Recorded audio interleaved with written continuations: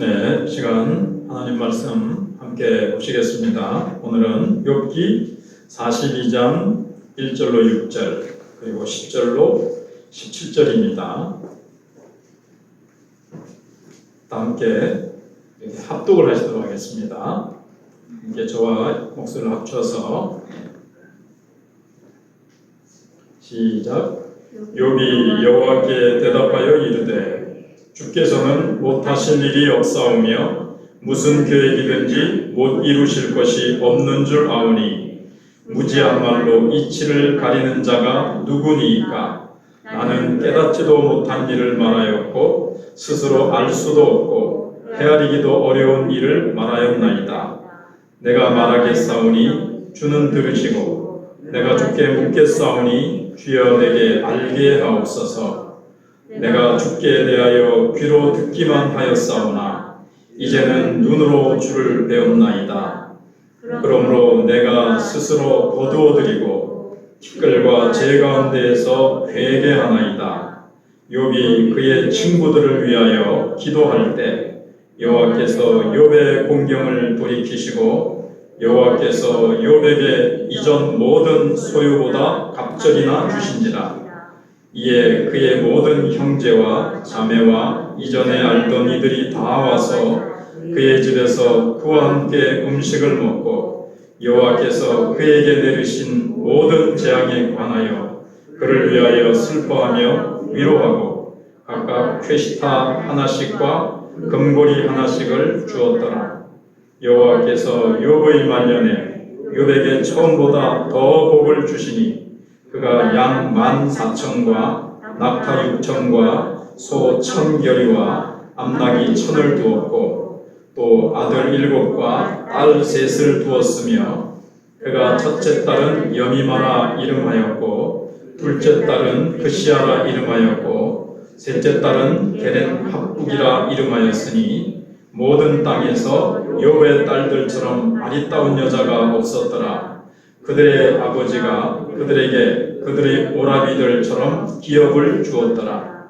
그 후에 욥이 140년을 살며 아들과 손자 4대를 보았고 욥이 늙어 나이가 차서 죽었더라.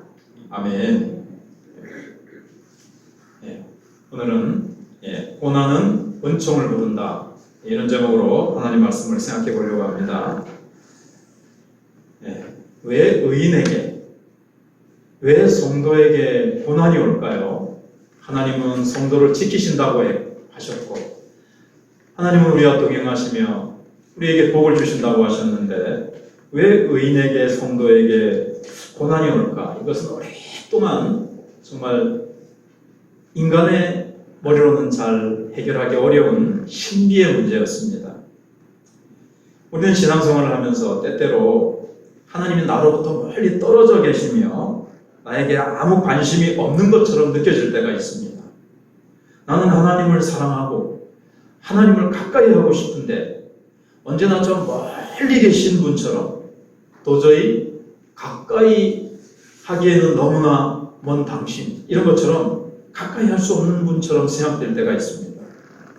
그래야 내가 아무리 기도해도 하나님은 내 기도를 들어주시지 않으시고 내가 아무리 부르짖으며 기도해도 하나님은 나에게 무관심하신 분처럼 느껴질 때가 있습니다. 그 이유가 어디 있을까요? 우리는 고난당하기 전에는 그 이유를 잘 모릅니다.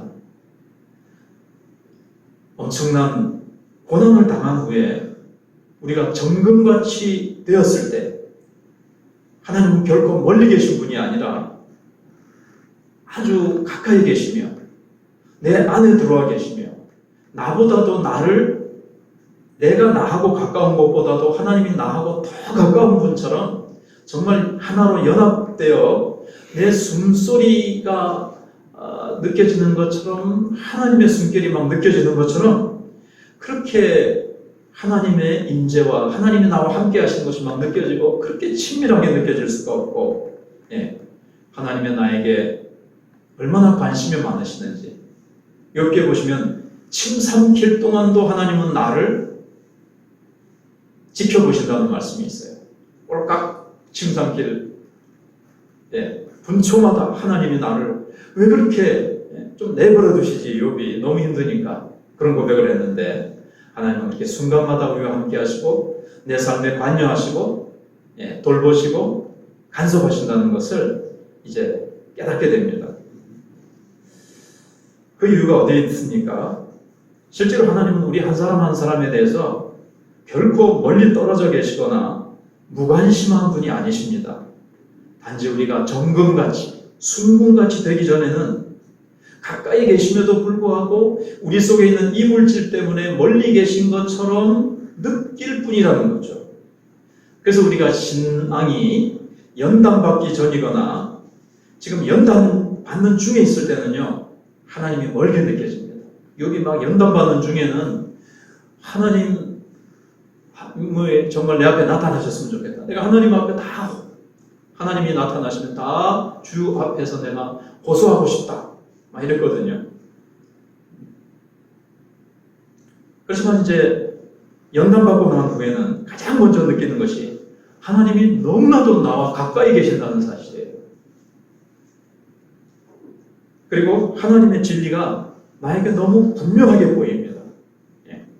하나님 살아계신과 성경에 있는 하나님이 주신 이 진리들이 너무나도 분명하게 보이고 내 손에 붙잡은 것처럼 이 진리가 전에는 그냥 저 멀리 구름에 떠 있는 것 같았는데 이제는 내가 손으로 잡은 것처럼 내 것이 되는 거죠. 그래서 욥기는 딱 한 가지 주제라고 생각이 됩니다. 성도의 고난. 이 한 가지 주제를 가지고 무려 42장으로 구성되어 있는 드라마입니다. 우리는 이걸 이제 통해서 성도의 고난이 얼마나 중요한 주제인가를 알게 됩니다. 사실 우리가 신앙생활하면서 예수 믿어서 기쁘고 감사하고 평안도 주시고 얼마나 참 좋습니까? 근데 그것만 있는 것이 아니라 성도에게 말할 수 없는 고난과 환난이 닥쳐오거든요. 왜일까? 그리고 이 고난은 어떻게 이겨내야 되는지, 이 고난의 문제, 이게 정말 우리의 어떻게 보면 가장 중요한 주제라고 할 수가 있습니다. 우리 신앙의 핵심은 고난을 통해 연단받아 순금이 되는 것입니다. 정금이 되는 겁니다. 전에도 말씀드린 적이 있는데 오후 예배 때 로마서 5장을 보시면요, 1절에는 우리가 하나님과 화평하게 되었다. 예수님으로 말미암아. 1절이 그렇게 나오고 과거와 현재가 나오는 거죠. 그 다음에 2절은 미래가 나와요. 우리는 하나님의 영광을 바라보며 소망 가운데 이렇게 거하는 존재다. 소망 가운데 또 하나님의 영광을 바라보자. 이 말씀이 나온 다음에 그렇게만 되면 좋겠죠. 예수님으로 말미암아 하나님은 늘 화평을 누리고 또 우리에게 주어질 하늘이고 그 하늘에 말할 수 없는 영원한 영광, 그걸 바라보면서 소망 가운데 우리가 살아가는 것, 그리스도의 삶입니다. 근데 3절에 가서 뭐라고 나오는가 하면 환난은 연단을 환난이 오는 거예요. 환난은 연단은 인내를 만들어내는 줄 압니다. 그리고 우리가 연단 받는 동안에 하나님의 사랑이 우리에게 부어진다고 했어요. 참 그래서 우리가 신앙생활에 있어서 평화와 소망과 기쁨과 사랑과 놀라운 이런 은혜만 있는 것이 아니라, 그런데 거기에 하나님께서 우리에게 환난을 주세요. 환난을 통해서 우리는 정금같이 연단되어지고 환난 가운데 하나님의 사랑이 막 양동이로 부어지듯이 그냥 막 부어지면서 하나님의 깊은 사랑 속에 잠기게 되어지고 하나님을 더 깊이 알게 되어지는 그런 놀라운 하나님의 역사를 우리가 욥기에서도 알 수가 있고 우리의 체험에서도 알 수 있게 됩니다. 그래서 욥기 오늘 42장 5절에 보시면 내가 전에는, 그 말은 뭘까요? 하나님에 대하여 귀로만 듣기만 하였더니, 그러니까 내가 고난당하기 전에는 이 말이죠.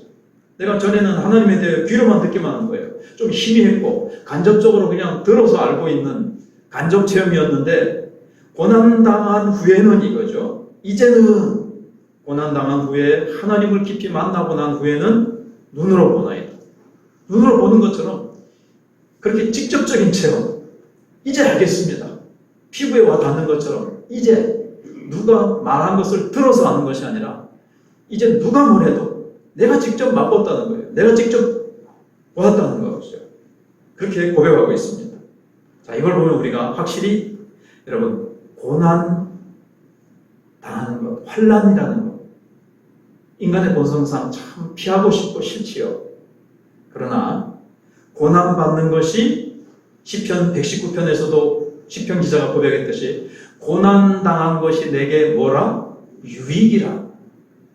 그래서 확실히 고난 받는 것이요, 고난 받지 않는 것보다 훨씬 더 유익하고 복되다는 것을 우리가 알 필요가 있습니다. 본성상 환난은 피하고 싶고 환난은 안 왔으면 좋겠고 환난이 오더라도 그냥 오다가도 확 물러갔으면 좋겠는데 하나님은 환난을 통해서 우리를 순금으로 정금으로 만드시고 하나님의 깊은 사랑에 잠기게 하시고 하나님의 그 놀라운 하나님 자신을 우리가 이렇게 받게 되는 거예요. 소유하게 되는 거예요. 그래서 오늘 욥기를 보면요, 어떻게 끝나죠?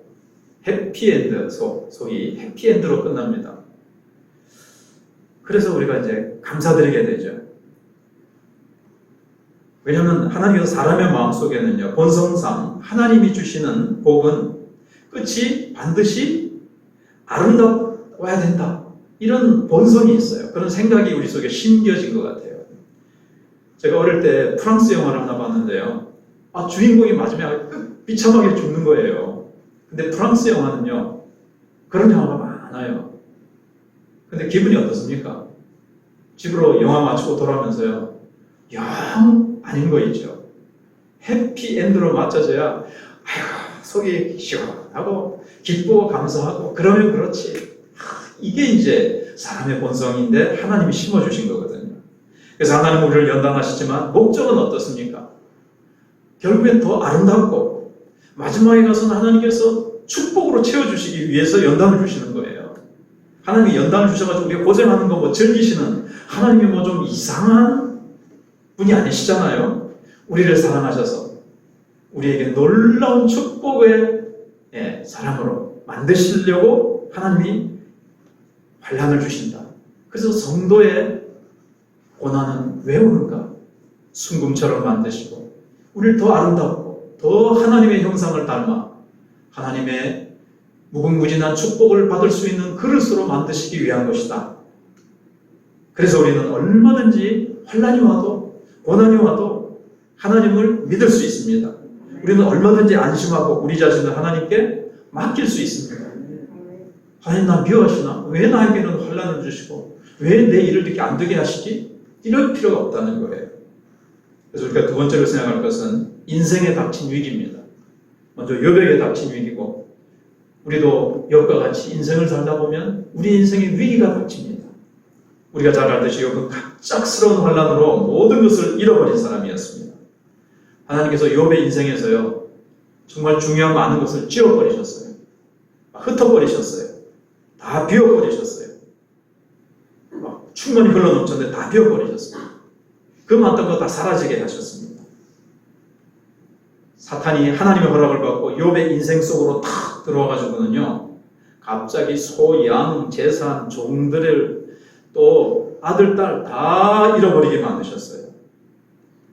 욥은 부귀영화, 명예, 권세 이거 다 잃어버리고 신용도 잃어버리고 사회적인 지위도 다 잃어버렸습니다.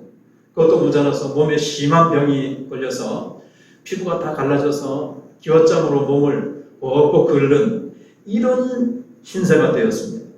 아내마저 독한 저주의 말을 퍼부으면서 나가버리고 욥을 떠나버리고 아내도 하나님이 지워버리신 거죠. 그 소식을 듣고 위로하기 위해서 찾아온 친구들마저도 위로한다고 하놓고는 욥을 정죄하고 막 책망합니다. 네가 숨겨진 죄가 있으니까 그러니까 죄 없이 망한 자가 어디 있느냐. 네가 망한 거 보니까 너 죄 지었지. 네가 회복되는 길은 회개하는 것밖에 없다. 회개해라. 아니다. 나 이렇게 망할 만한 죄 지은 거 없다. 막 이런 이제 논란이 막 오고 갑니다. 그 전에 하나님을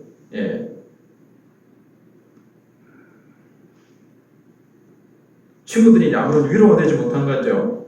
자, 다 잃고 아내도 친구도 다 이렇게 하는데 보통 요즘 사람 같았으면 어떻게 하죠?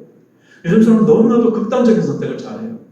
정신적으로 그냥 문제가 생겨요. 한마디로 이제 욥이 요즘 사람 같았으면 미치든지 극단적인 선택을 했을 겁니다. 그러나 욥은 미치지도 않았고 극단적인 선택도 하지 않았습니다. 하나님을 원망하지도 않고 저주하지도 않았습니다. 그 이유는 뭘까요? 환난 가운데서도 욥은 한 가지를 붙들었죠.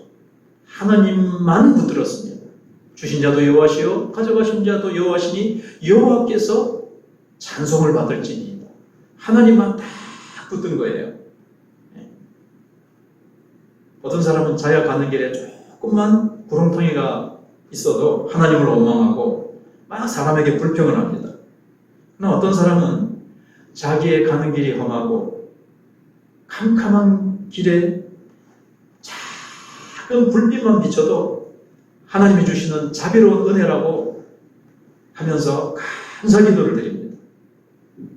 어떤 사람은 화려한 궁궐 같은 데 살고 그렇게 많은 연봉에 그렇게 좋은 차에 그렇게 좋은 아파트에서 살면서도 아이고 삶이 왜 이렇게 힘들까 고통 괴로울까 하면서 막 불평하는 사람이 있는가 하면 작은 정말 오두막살이에서 살면서도 나와 함께 하시는 하나님, 나를 지키시는 하나님, 나를 도우시는 하나님, 나의 하나님 이러면서 하나님의 은혜와 사랑을 진심으로 감사하는 사람이 있어요.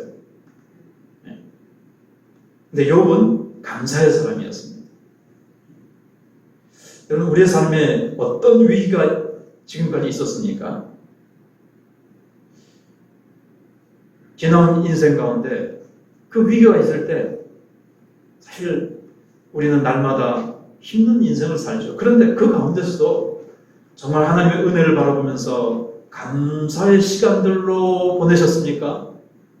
아니면 환난의 시간을 불평으로 내가 지냈는지 한번 우리 자신을 욥기를 보면서 한번 돌아봐야 될 시간입니다. 인생의 아름다운 열매를 맺느냐 맺지 못하느냐는 그 사람이 감사의 사람이냐 이게 이제 작용하는 거예요.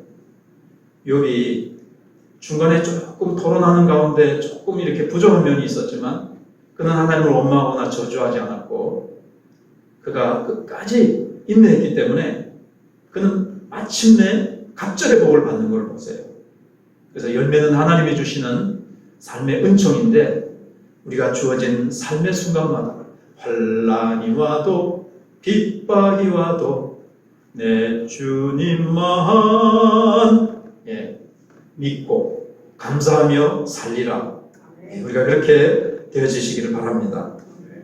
세 번째는 하나님의 이 답.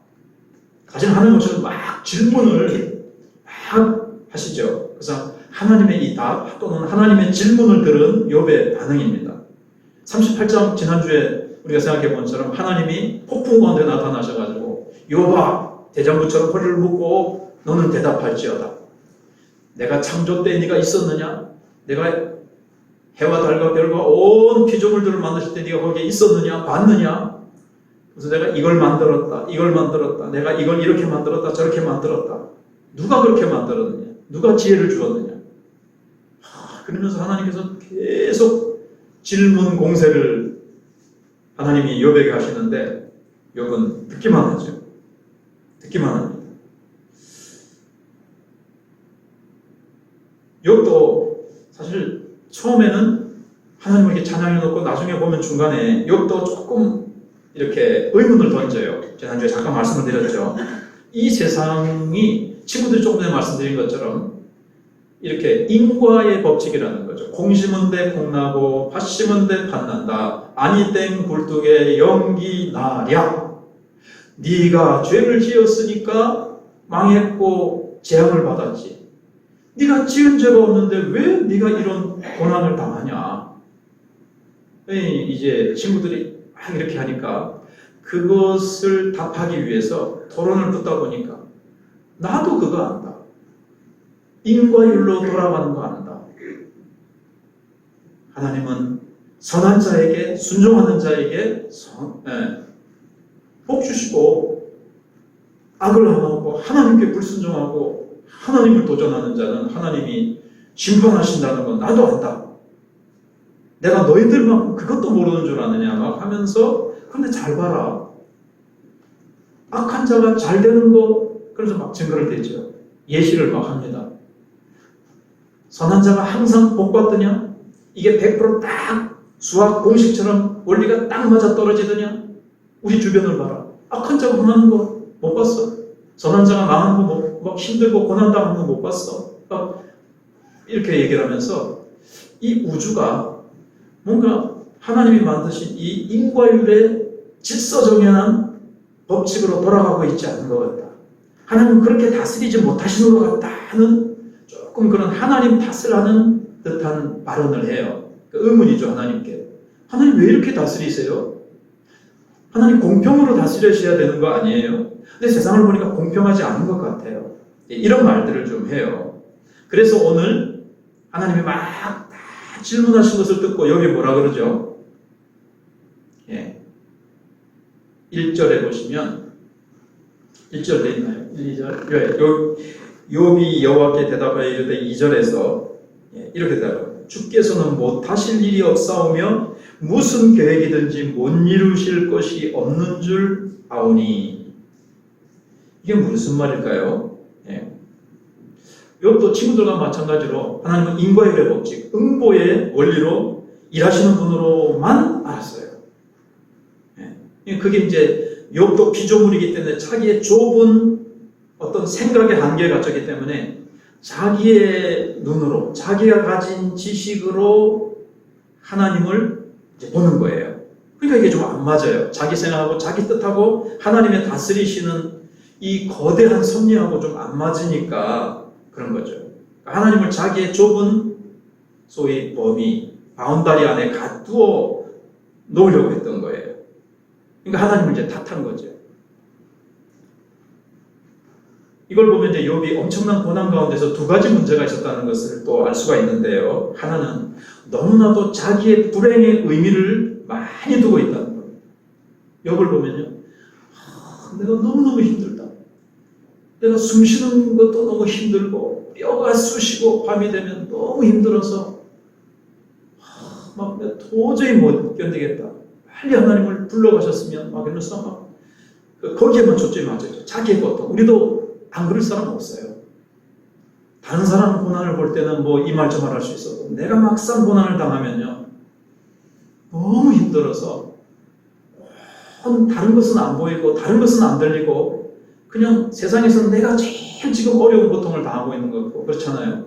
그래서 온 초점이 나의 그 고통, 내 문제 여기에만 초점이 맞춰지기가 쉬운 거예요. 이제 요게 욥이 마지막으로 깎여져야 될 부분이었고, 그래서 행복을 빼앗겼을 때 욥도 그랬었는데 사람이기 때문에 하나님이 돌아가신 것처럼 비통해하고 너무 고통스러워했다는 거예요. 그런데 이제 2절에서 욥이 이제 고백한 게 그거예요. 하나님은 왜 질서정연하게 세상을 그렇게 응보의 원리로 인과의 원리로 다스리지 않으시고 이렇게 혼란스럽게 내버려 두시느냐. 이렇게 했는데 하나님은 못 이루실 것이 없다는 거예요. 이 혼란스러운 상황에서도 하나님은 혼란스럽게 됐기 때문에 하나님의 뜻이 좌절되는 것이 아니라는 거죠. 이렇게 모순처럼 보이고 막 뭐가 막 엉클어져 가지고 이게 도무지 막 모순처럼 보이고 하나님의 뜻은 어디 계시며 하나님의 손길은 어디 계시는가? 하나님의 공의와 정의는 어디 갔는가? 라는 상황 속에서도 하나님은 공의로 일하시고 하나님의 뜻은 이루어지신다는 거예요. 하나님 그 가운데서도 우리가 잘 아는 대로 악을 선으로 바꾸세요. 그걸 모르는 거예요. 욥의 친구들은. 그 악한 상황 속에서도 하나님은 선을 만들어내시고요. 공의가 이루어지지 않는 게 아니에요. 마침내 공의는 이루어집니다. 단지 인간의 눈으로 볼 때는 잠시 악이 득세하는 것 같고 공의의 원칙이 작동되지 않는 것 같아요. 이걸 역창조라고도 하는데요. 하나님은 우주를 창조하셨습니다. 근데 역창조라는 것은 창조를 무너뜨리는 거예요. 누가 그런 일을 하죠? 사탄이죠. 사탄은 인간의 행복을 깨뜨리고 욥의 행복을 다 부숴버리고 그러잖아요. 이 역창조. 이상하다. 하나님이 왜 창조의 원리로 다스리지 아니하시고 이 역창조의 어떤 역사들이 이상하게 작동하는 것 같다. 이거 왜 이렇지? 근데 하나님은 그 가운데서도요. 하나님은 무한하세요. 하나님은 지혜가 우리가 생각하는 그 좁은 한계 속에서만 일하시는 분이 아니라 욥과 친구들이 생각하는 그 범위를 무한히 초월하셔서 악에서도 선을 만드시고 우리의 불행에서도 가장 놀라운 행복과 선을 만드세요. 여러분 가장 가슴 아프고 있어서는 안 될 일이 뭔가 하면 예수님의 십자가고요. 근데 간단 크게만 생각해봐도 십자가는 정말 있어서는 안 될 가장 비참한 거잖아요. 불법 재판에다가 거기에 담겨있는 인간의 모든 악이 총집합되어 있는 거예요. 근데 가장 큰 악이 뭘 만들어냈어요? 택한 백성들의 모든 죄를 사하시고 우리를 하나님의 자녀로 만드셔서 우리에게 영생을 주시는 가장 큰 은혜와 축복을 만들어냈잖아요. 예. 그래서 하나님은 가장 큰 불행과 가장 큰 아픔과 악을 통해서도 하나님은 가장 큰 역사를 이루시는. 그래서 하나님은 못 이루실 거 없어요. 야, 이 세상 왜 이리 돌아가노? 아이고, 내 망했대. 내 삶을 봐라.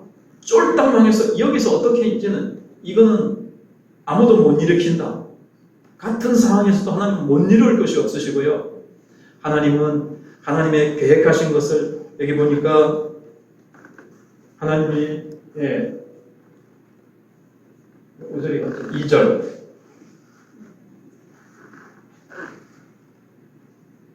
무슨 계획이 있으신지 하나님이 계획해놓은 것이 어그러지는 것 같고 사탄과 여러 가지 안 좋은 환경에 의해서 이게 딱 막힌 것 같아도요.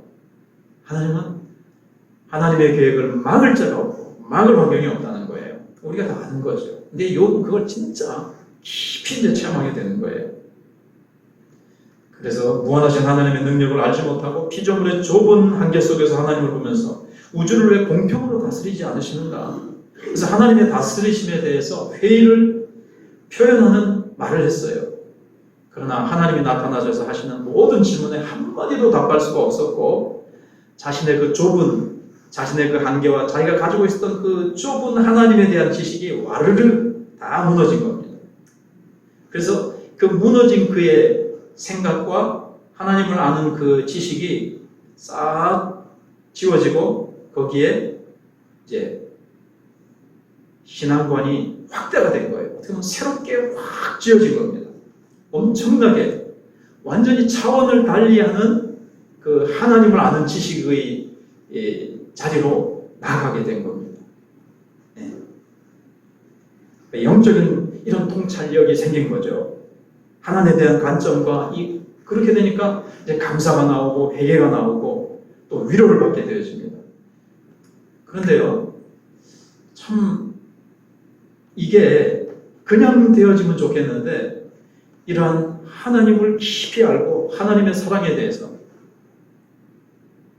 이렇게 알게 되는 이런 체험은 그냥 되는 게 아니라 뭘 통해서 왔습니까? 연단을 통해서 온 겁니다.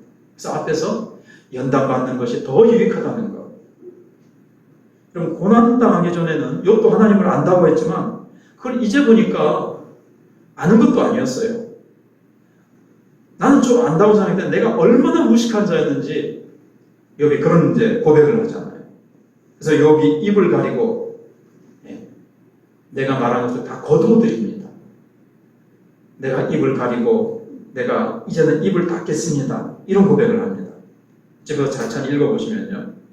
그래서 하나님은 어떤 토론의 대상 또는 뭐 논쟁의 대상, 판단의 대상이 아니라 경외해야 될 대상이라는 것을 이제 그런 차원으로 이제 올라서게 되는 거죠. 무엇보다도 하나님의 주권을 알게 되어져요. 하나님의 주권. 못 이루실 것이 없어요. 하나님이 계획하신 거는요, 누가 뭐래도 어떠한 것 가운데서 하나님 이루세요. 이게 하나님의 주권입니다. 모순인 것 같은데, 저렇게 악이 득세하는 것 같은데, 왜 저렇게 내버려 두시는 하나님의 주권이에요. 다. 하나님이 악한 자도 만드시고 바로도 만드시고, 그 다음에 뭐 히틀러 같은 사람도 만드셔서 이 세상이 막 악으로 돌아가는 것 같고, 이 세상은 하나님이 다스리시지 않는 것 같고, 그런데도 하나님이 주권 가운데 그 모든 것들을 다스리시고, 악도 사용하시고 선도 사용하시고, 하나님은 우리의 고난도 사용하셔서 우리에게 복이 되게 하시고 선이 되게 하시는 그 놀라우신 하나님의 그 주권, 하나님의 그 우리가 이해할 수 없는 그 주권의 깊은 영역과 섭리를 깨닫게 되는 거예요. 그 순간 자기는 얼마나 유력한가를 또 깨달아요. 얼마나 자기의 눈이 좁고 자기는 하나님의 그 무한하신 세계와 지혜를 이렇게 가늠할 수가 없고 통찰할 수가 없는, 얼마나 우리는 무지한 연약한 개미 같은 그런 존재인가를 그는 이제 깨닫게 되는 겁니다. 그러니까 악이 도전하고 악의 거센 파도가 온 세상을 다 덮어버릴 것 같아도 여전히 하나님은 인간이 상상할 수 있는 것보다도 훨씬 더 위대하시고 더 위대하시며 더 높으시며 더 지혜로우셔서 자신이 뜻하시는 바를 못 이루실 것이 없다는 거예요. 그러면서 쭉 하나님이 질문하시는 걸 보면요, 욥의 그 질문에 답하시는 것은 없어요. 전부 다 하나님 자신에 대한 것, 하나님의 인격성에 대해서 쭉 얘기하세요. 하나님의 전능하신 하나님의 속성에 대해서 쭉 그것만 얘기하세요.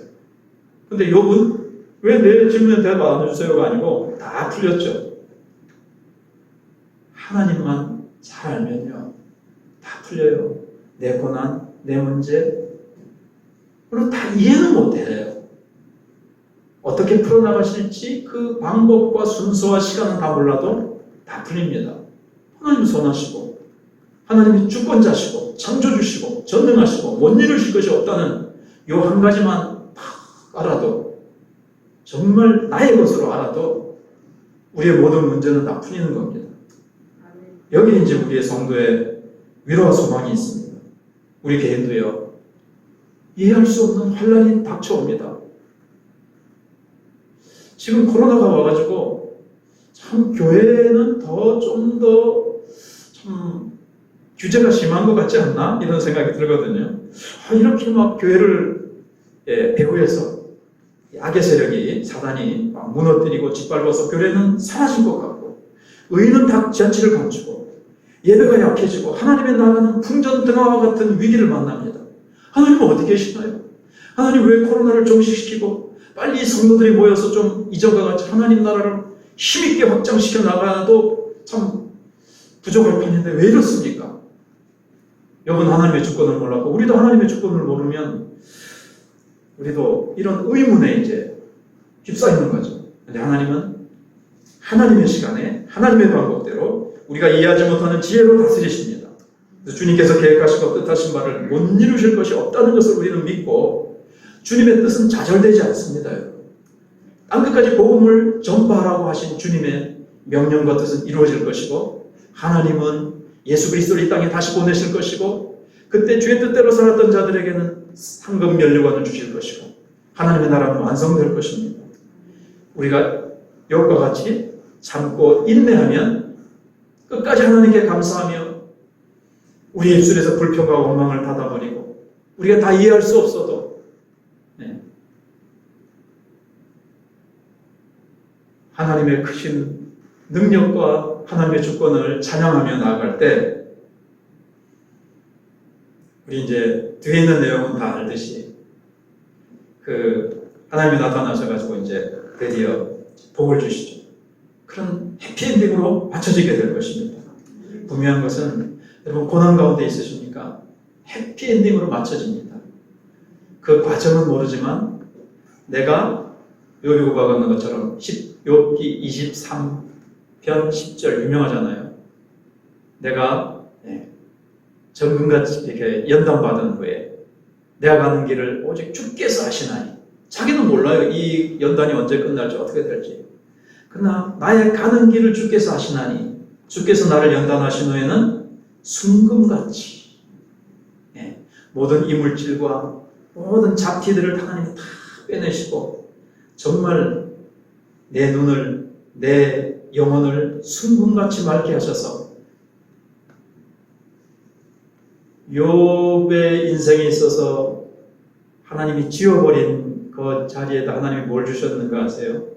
하나님의 영광을, 얼굴을 아로새겨 놓으셨어요. 하나님이 욥의 잠시 잠깐 있다 썩어질 것들을 가져가시고 거기에 그러나 연단하신 후에는 하늘 보석으로 가득히 찬란히 채워주셨습니다. 그의 어두웠던 지성에 찬란한 진리의 빛으로 가득히 채워주셨습니다. 연단받기 전에, 그러나 연단에는 힘들었지만 그 후에 그 친구들도 니들 욥의 말과 같이 정당하지 않다. 그 말이 맞는 것 같지만 욥과 하나님과의 그 관계는 잘못된 거였어요. 죄 없이 망한 자가 있느냐? 욥은 아니었는데 계속 욥을 그렇게 물어보시면 너희들 잘못했다. 욥이 기도해라. 그리고 나서 하나님 이제 용서해 주시오. 욥을 제사장의 위치로 다시 회복시키시는 거예요. 그리고 딸, 아들, 그리고 다른 친구들과 욥에 떠났던 사람들이 다 돌아서 욥을 위로하고, 그리고 욥이 이제 140세를 살았다 그랬는데 여기 이제 두 가지 관점이 있어요. 원래 모세가 인생이 수명이 얼마라고 그랬습니까? 70이요? 강건은 80이라도 70인데 140이니까 갑절의 수명도 주셨죠. 이렇게 볼 수도 있고요. 그때까지 살았던 욥의 나이에다가 140년을 더 살았다고 볼 수도 있어요. 어쨌든 하나님의 수명도 자녀도, 자녀는 열이었는데 열인데요. 갑절 아닌데요. 천국에 10명 있잖아요. 그러니까 또 10명 있으니까 갑절이죠. 재산도 갑절로 주시고, 여러분은 소, 양, 자녀 많은 거, 야 좋겠다. 거기에 좀 은혜 가질지 모르지만 그것보다 더 귀한 것은 하나님을 진실로 알게 된 것, 하나님을 깊이 알게 된 것, 하나님을 정말 나의 하나님으로 알게 된 것, 그리고 영원히 하나님을 모시고 하나님과 함께 동행하며 살게 된 한순간 한순간 내 순결보다 더 가깝게, 내가 나와 가까운 것보다도 더 나와 연합하여 하나님 모시고 살게 된 것이 더 큰 축복인 줄로 믿습니다. 말씀을 붙들고 하나님 앞에 우리 기도하며 나가겠습니다. 하나님, 그렇습니다. 성도에게 왜 고난이 옵니까? 의인에게 왜 고난이 옵니까? 하나님, 내가 기도하고 내가 하나님 앞에 성심성의껏 충성을 다했는데 하나님, 인과율이 맞지 않는 것 같습니다. 하나님은 멀리 계신 것 같고 하나님이 나의 충성과 나의 사랑의 고백을 듣지 않으신 것 같습니다. 그렇지 않습니다. 성도의 고난을 허락하시는 그 하나님의 깊은 섭리를 바라보면서 우리 하나님 앞에 우리가 고난의 때에 감사하게 해달라. 우리가 이 고난 가운데서도 감사하고 하나님의 주권을 의지하며 욥처럼 하나님을 원망하지